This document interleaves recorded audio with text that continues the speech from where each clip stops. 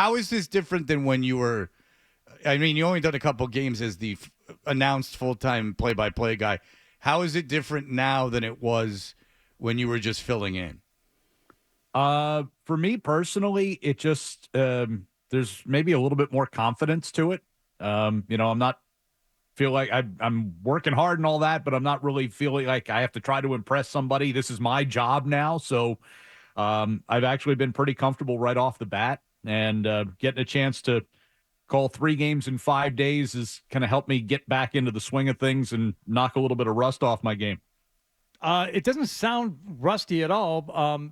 Now, I can't say the same for the Bruins. Ryan, they lost the game last night. They did. Okay. They did. All right. So it's tough to tell, though, and get like a real gauge of what the team is going to be like. Seeing a lot of guys, getting a lot of minutes. Not a lot of starters so far. Yeah. But are you able to glean anything about the team based on who they've been playing so far in these first few games? About the team, I don't think we've learned a whole lot. Last night, the Rangers put 15 guys out there who are full-time or will be full-time NHL players, and the Bruins had a handful.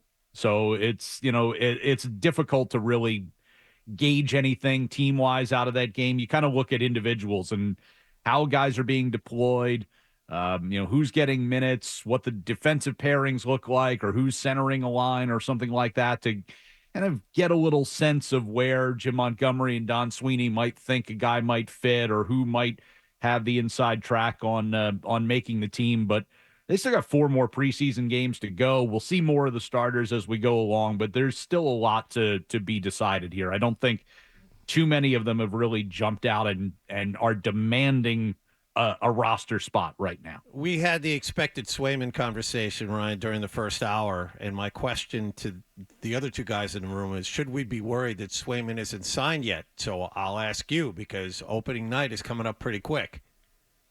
Yeah, I think most of us thought that it would probably be done by now, and the fact that it's not is obviously concerning. As Bob Beers and I were talking the other night, it really puts a lot more focus on what Joonas Korpisalo looks like in this preseason, what Brandon Bussey does in this preseason, because that, come opening night might be your tandem. And I don't think too many people were anticipating that.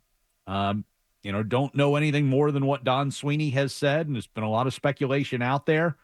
But, now the hope is get it done and get him in net for opening night against the Panthers would be, the job one. And if it goes beyond that, then it's, how it impacts the team going forward is going to be fascinating to watch. All right, so you don't, Ryan, have to participate in this, but we were talking about because of your role with the team, but I will tell you this, is that we were arguing how much money they should give Swayman and how much salary cap space a goalie should take up and what their importance is. I'll read this email.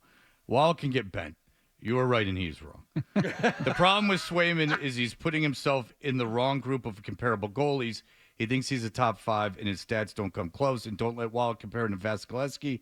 That guy's a unicorn in this whole list. There are only 3 cups and 5 cup finals total. You don't need to pay a goalie to win. Hot goalies can come from anywhere. Top paid goalies, game started in the last 3 years in awards.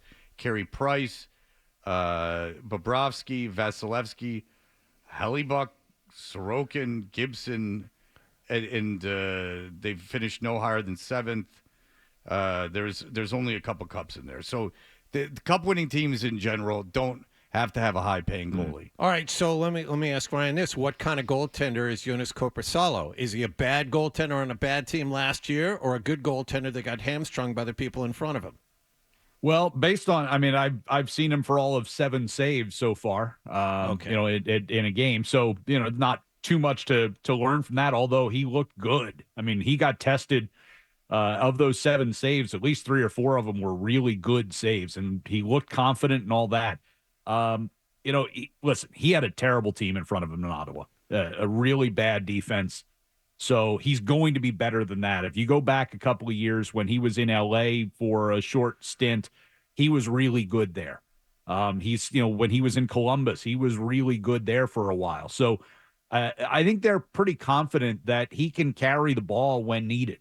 And we'll kind of see that going forward. I'm interested to see. I'm sure here in the next game or two. Last night Bussy played the full game. I'm sure they're going to do that for Korpisalo here at some point going forward, and we'll get a little bit of a better look.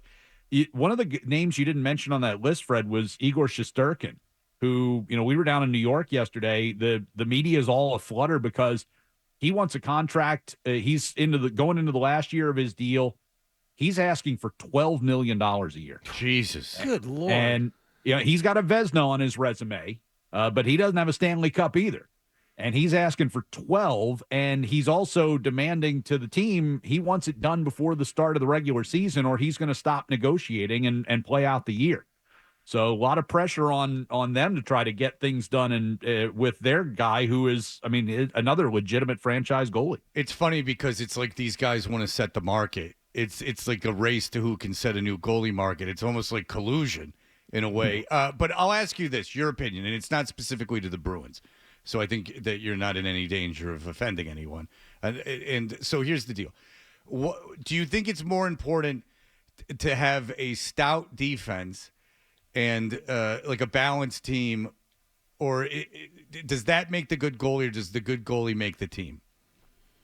I would say there are probably examples of both, but by and large, I think you can get by with a decent goalie and a really good defense. If you have a not a good goalie and a good defense, you can probably do okay with that. When you have a great goalie, they can hide a lot of warts. And, I think that, for as much as people around here, the Felgers of the world say, oh, you can have anybody in goal. I don't think you can. No, I don't think you can have anybody, right. I think that the Bruins' success, yes, they're a very good team defensively.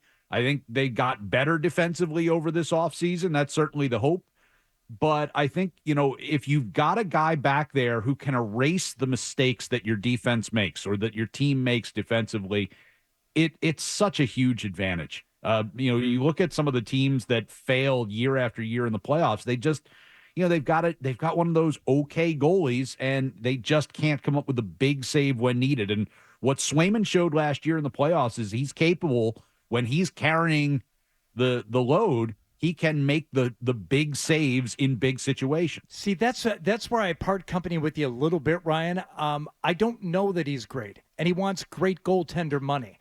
I know that he's good, but he hasn't played enough or consistently enough to convince me that he is that great goalie. And to that end, I'd still feel a little more comfortable with, building out from him and maintaining, a core or, two or three really like pure goal scorers and shoring up the defensive lines, because I don't know with Swayman. I don't know if he's great. Yeah, that could be where the negotiations are right now is, how long do they want to commit? Again, I don't know any of this stuff personally, but, I think, there's been a school of thought that do they go with a shorter term deal to get something done, to get him into camp and get him ready to play and deal with the longer term implications later after he has shown a little bit more of what he's like if you play him, 55, 60 games during the course of a regular season.